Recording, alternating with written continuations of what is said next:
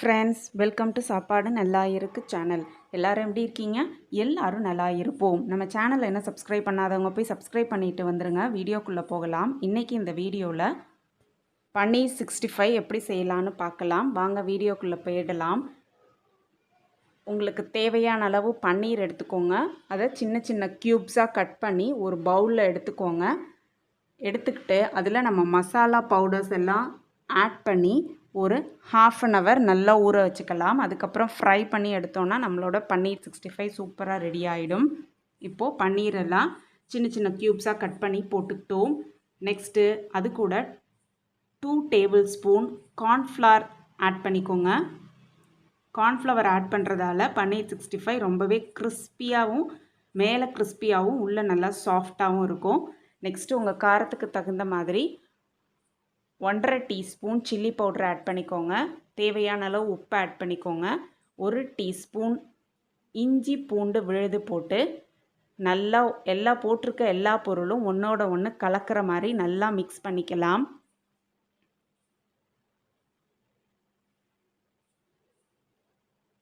நல்லா மிக்ஸ் பண்ணி ஒரு ½ அன் ஹவர் நல்லா ஊற வச்சுக்கோங்க. அப்போ தான் மசாலா பவுடர்ஸ் எல்லாம் பன்னீரில் நல்லா ஊறி ஃப்ரை பண்ணி எடுக்கும் போது நல்லா சூப்பராக சாஃப்டாக ஸ்பைஸியாக இருக்கும்.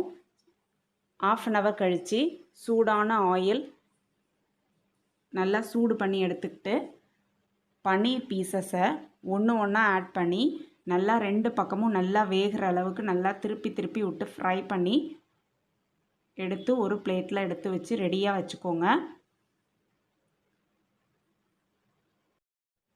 நெக்ஸ்ட்டு ஒரு பேன் எடுத்துக்கோங்க. 2 டேபிள் ஸ்பூன் ஆயில் விட்டுக்கோங்க. ஆயில் நல்லா சூடு ஏறினதும் 1 டீஸ்பூன் ஜீரக பவுடர் ஆட் பண்ணிக்கலாம். நம்ம ஃப்ரை பண்ணி வச்சுருக்க பன்னீரை ஆனியன் பூண்டோட போட்டு நல்லா மிக்ஸ் பண்ணி சூப்பராக ப்ரெசென்ட் பண்ணோன்னா பன்னீர் 65 சூப்பராக ரெடி ஆகிடும். இப்போது ஜீரக பவுட்ரு போட்டு ஜீரக பவுட்ரு நல்லா பொரியிற வரைக்கும் நல்லா ஃப்ரை பண்ணி எடுத்துக்கலாம். அது கூட ஒரு பச்சை மிளகாய் நல்லா கீறி அது கூட ஆட் பண்ணிக்கோங்க.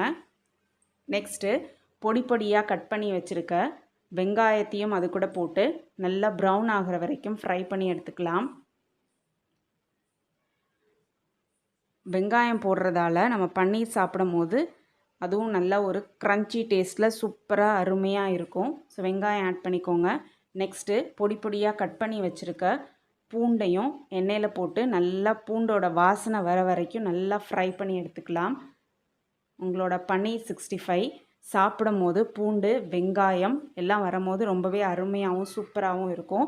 இந்த டிஷ்ஷுக்கு தேவையான அளவு உப்பையும் போட்டுக்கோங்க. இப்போது பொடியாக கட் பண்ணி வச்சுருக்க பூண்டையும் ஆட் பண்ணியாச்சு. பூண்டும் வெங்காயமும் நல்லா எண்ணெயிலேயே நல்லா வதங்கி வரும்போது 1 டீஸ்பூன் சில்லி சாஸ் அது கூட ஆட் பண்ணிக்கோங்க.